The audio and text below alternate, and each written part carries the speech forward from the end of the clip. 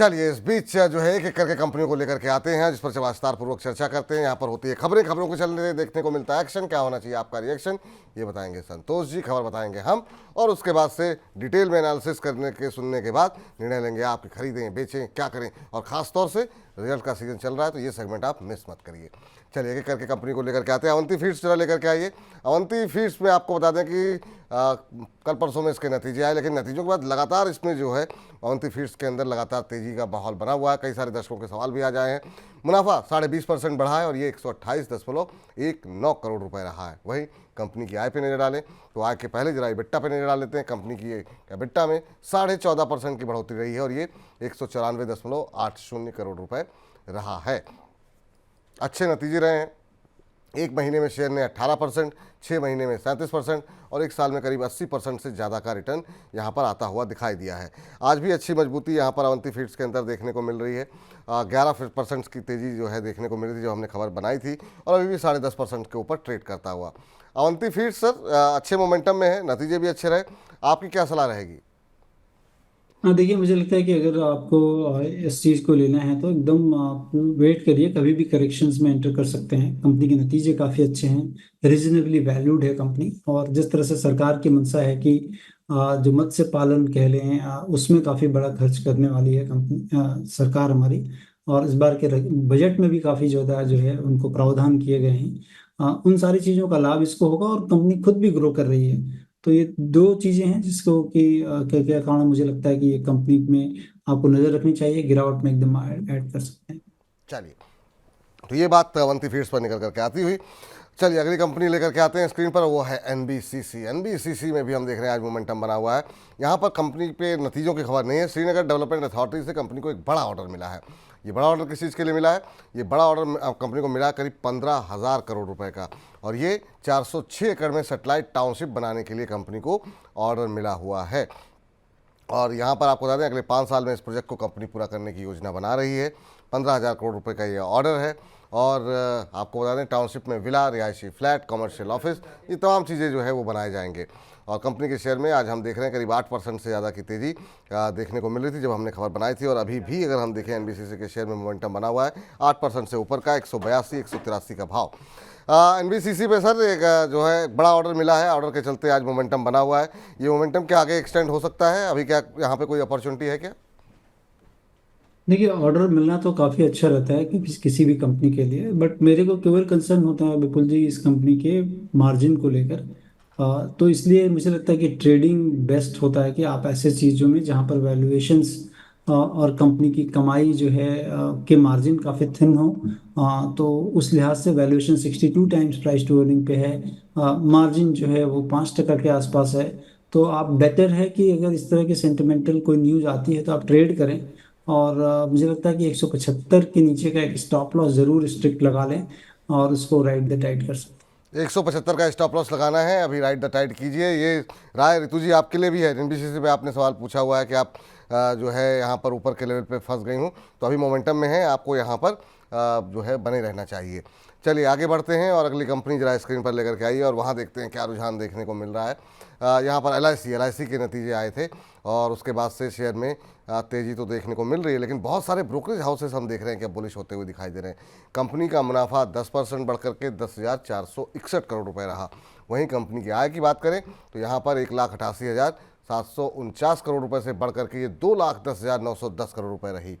इसके अलावा आपको बता दें कि कंपनी का AUM 46,11,067 करोड़ रुपए से बढ़कर के अब 53,58,781 करोड़ रुपए होता हुआ दिखाई दिया है।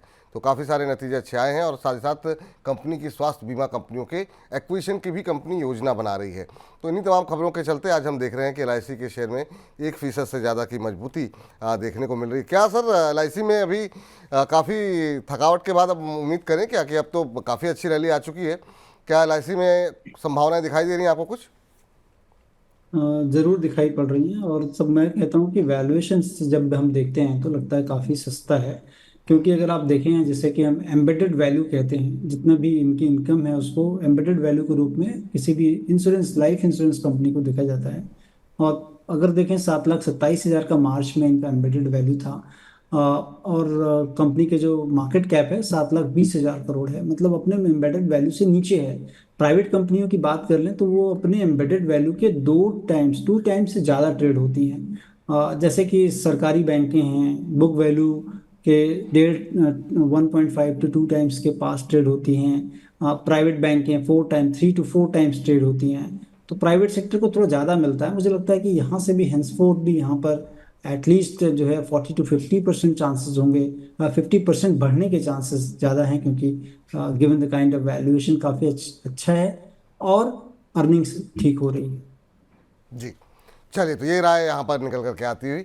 चलिए अगली कंपनी जरा स्क्रीन पर लेकर के आइए और देखते हैं वहाँ पर क्या कुछ जो है खबरें निकल करके आई हैं। पीएफसी, जी हाँ, पीएफसी की खबर ये है कि शानदार जो नतीजे रहे हैं कंपनी को, उसके बाद तमाम ब्रोकरेज हाउसेज ने कंपनी के शेयर का लक्ष्य वो बढ़ा दिया है। सीएलएसए ने आउट परफॉर्म रेटिंग की बरकरार रखी है और लक्ष्य बढ़ा करके अब 610 रुपये कर दिया है। वहीं अगर हम बात करें बर्नस्टर्न की, बर्नस्टर्न ने लक्ष्य बढ़ा करके 620 रुपये कर दिया है और आउट परफॉर्म रेटिंग को बरकरार रखा है। इलारा कैपिटल ने भी बाय रेटिंग के साथ शेयर का लक्ष्य 569 रुपये कर दिया है। तो ये तमाम वो बड़े ब्रोकरेज हाउसेज हैं जहाँ पर हम देख रहे हैं कि लोगों का रेटिंग में इजाफा हो रहा है। जून तिमाही में कंपनी का मुनाफा 21% 21% बढ़ा है और ये 5,543 करोड़ रुपये रहा है। वहीं कंपनी की अगर हम आय पे नजर डालें तो आय में भी हमने देखा कि अच्छी खासी बढ़त देखने को मिली है। कंपनी के शेयर में करीब 2% के आसपास की बढ़त आज यहाँ पर देखने को मिल रही है। सर, पावर सेक्टर पे काफ़ी डिटेल में आपसे बातचीत हुई थी, क्या इसको भी अपने रडार में शामिल करेंगे? नतीजों के बाद काफ़ी सारे ब्रोकरेज हाउसेस की नज़र में आ रहा है, आज 0.25% ऊपर 500 का लेवल देखने को मिल रहा है। क्या सलाह रहेगी आपकी पीएफसी के ऊपर अभी? देखिए, कहीं भी घटता है तो एक तो काफ़ी वैल्यूएशंस काफ़ी बढ़ चुके हैं, पर फिर भी अगर आप देखें एनबीएफसी से कंपेयर करेंगे, प्राइवेट एनबीएफसी से, तो काफ़ी कम है इनके। 502 का करंट मार्केट प्राइस है, 306 के 6 रुपये का बुक वैल्यू है। तो वो गैप अभी भी है जो कि 2 टाइम्स तक जा सकता है, जैसा कि जितने भी सीएलएसए हों या और बड़ी ब्रोकरेजेस इनको दे रहे हैं प्राइस। तो एक जरूर ऐसा हेडरूम दिखता है, but at at the current market price मुझे लगता है कि थोड़ा सा और अपॉर्चुनिस्ट बने और थोड़ा करेक्शन हो तो डेफिनेटली वहां पर ऐड करें। जी, चलिए तो ये रही पावर फाइनेंस पे राय निकल करके आती हुई। अब जरा कुछ एक ऐसी कंपनियों के बारे में बातचीत करते हैं, कुछ एक और दो नतीजों पे और बात कर लेते हैं और जरा स्क्रीन पर लेकर के आइए वो नतीजे और देखते हैं वहाँ पर क्या गतिविधि देखने को मिल रही है। ऑयल इंडिया की बात करते हैं, एक और सरकारी कंपनी। यहाँ पर आय में हालांकि हमने देखा कि 8% के आसपास की गिरावट देखने को मिली है।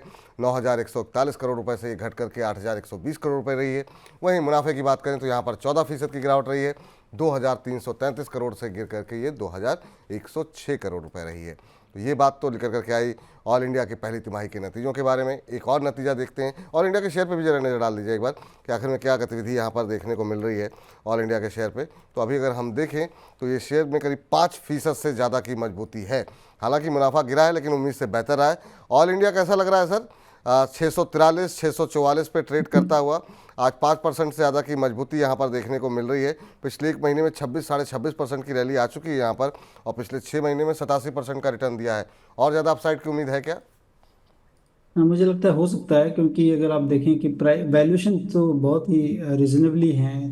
13.3 टाइम्स प्राइस टू अर्निंग पे है, तो रिजनेबली वैल्यूड है। और कंपनी के मुनाफे जो है अगर आप देखें लास्ट ईयर से, अगर सेम क्वार्टर से, तो काफ़ी बढ़े हुए हैं। लास्ट क्वार्टर से थोड़े नीचे हैं, लेकिन ओवरऑल ग्रोथ ट्रेजेक्ट्री पे है कंपनी के नतीजे।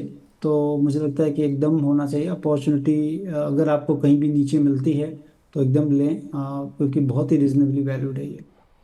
चलिए तो यहाँ पर भी आपको नीचे आने पे थोड़ा मिलता है तो बिल्कुल जो है आपको लेना चाहिए। इस बीच 1200 से ज़्यादा दर्शक हमारे साथ इस कार्यक्रम में जुड़े हुए हैं, तो सभी दर्शकों का बहुत बहुत धन्यवाद। ऐसे ही महिला के परिवार को और ज़्यादा विस्तार आप लोग देते रहिए और फेसबुक और ऐप के माध्यम से भी लगातार हमारे साथ दर्शक जुड़ रहे हैं और भी ज़्यादा लोगों तक इस कार्यक्रम को पहुंचाने में, विस्तार करने में हमारी मदद कीजिए। चलिए आगे बढ़ते हैं और अगली कंपनी लेकर के आते हैं।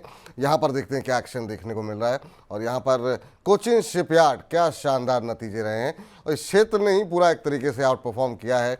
और अब थोड़ी सी सुस्ती जरूर यहाँ पर देखने को मिली है, लेकिन आय में देखिए 62% से ज़्यादा की बढ़ोतरी रही है। 771 करोड़ रुपए रहा है, 476 करोड़ रुपए से बढ़ के मुनाफा 76% बढ़ा है। लगातार ऑर्डर्स की खबरें जो है पिछले क्वार्टर्स में देखने को मिली हैं और अब उसका असर नतीजों पे देखने को मिल रहा है। 99 करोड़ से बढ़कर के 174 करोड़ रुपए का कंपनी को मुनाफा हुआ है। सर, कोचिन शिपयार्ड, क्या यहाँ पर आपकी राय रहेगी? अभी अगर हम देखें तो यहाँ पर एक अच्छी मजबूती है, 3% से ज़्यादा की बढ़त, 2386 का लेवल देखने को मिल रहा है। पिछले एक महीने में यहाँ पर हालांकि काफ़ी सुस्ती रही है, 14-15% करेक्ट हुआ है, लेकिन क्या शानदार मूव रहा है पिछले क्वार्टर्स में इसका, और 6 महीने में 170% का रिटर्न। अभी भी क्या गुंजाइश है सर नतीजों के बाद, या अभी थोड़ा दूरी बना करके चलें? नहीं, नतीजे तो धीरे धीरे ठीक आ रहे हैं। मुझे लगता है कि मोमेंटम जहां से पकड़ेगा 2450-60 के ऊपर अगर निकलता है तो मोमेंटम काफ़ी तेज होगा इस स्टॉक में। तो आप मोमेंटम के लिए लेना है तो 2460 के ऊपर लें, या अदरवाइज थोड़ा वेट कर लें कि चूंकि मार्केट सेंटिमेंट जैसे सुधरे या फिर थोड़ा सा और करेक्शन हो मार्केट में, तो निचले स्तरों पर लें, क्योंकि ऑर्डर बुक में इस तरह से कोई भी गिरावट देखी नहीं जा रही है। कंपनी के कामकाज के नतीजे भी ठीक ठाक रहे हैं अगर लास्ट ईयर से कंपेयर करें तो रडार में डेफिनेटली रखना चाहिए स्टॉक। चलिए, तो ये राय यहाँ पर निकल करके आती हुई। चलिए, इस बीच अब फिलहाल बजिंग स्टॉक्स को यहीं पर समाप्त करते हैं।